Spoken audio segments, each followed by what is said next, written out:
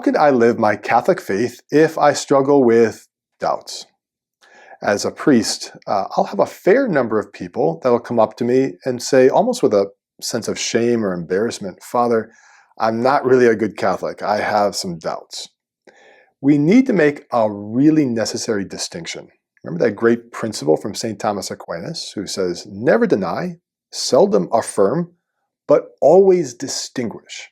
And we need to make a crucial distinction between two things. One, involuntary doubt, and voluntary doubt.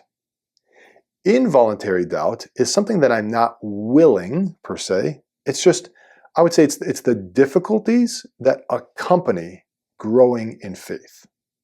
It's the difficulties. It's not formal, like you don't will it, but there's challenges to coming to believe. We're almost wrestling with understanding things. Haven't you ever read a passage in the Old Testament that challenged some of your beliefs a little bit? You're like, oh my goodness, there's a lot of violence here. What does that say about a good God? And we think, oh, I'm struggling with doubt. No, it's involuntary. You didn't will it. It's a struggle. Maybe you've had a conversation with a non-Catholic friend of yours who asks some really pointed questions about your faith, and you don't have answers to them.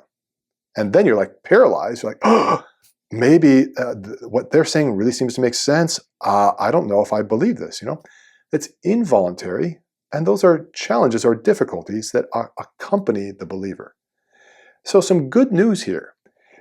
We actually can grow in a much deeper and more mature faith if you have these involuntary doubts, we would call them.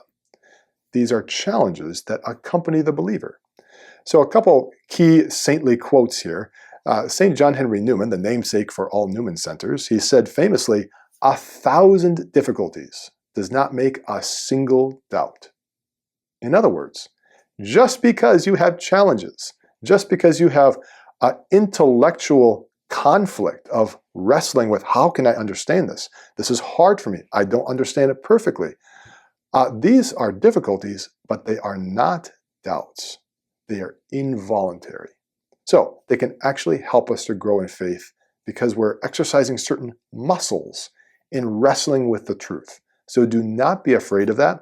It's nothing to fear, but actually something to lean into, and we can grow in it. Okay, this is distinguished from voluntary doubt, or more formally, doubt.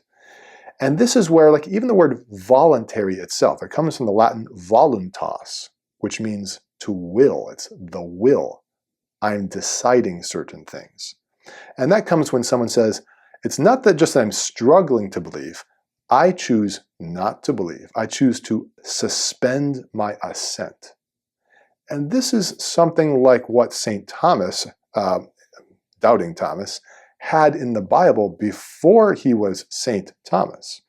Remember that passage from John chapter 20, verse 25, where Thomas, again, before he was a saint, said, unless I put my hands into the nail marks, I will not believe.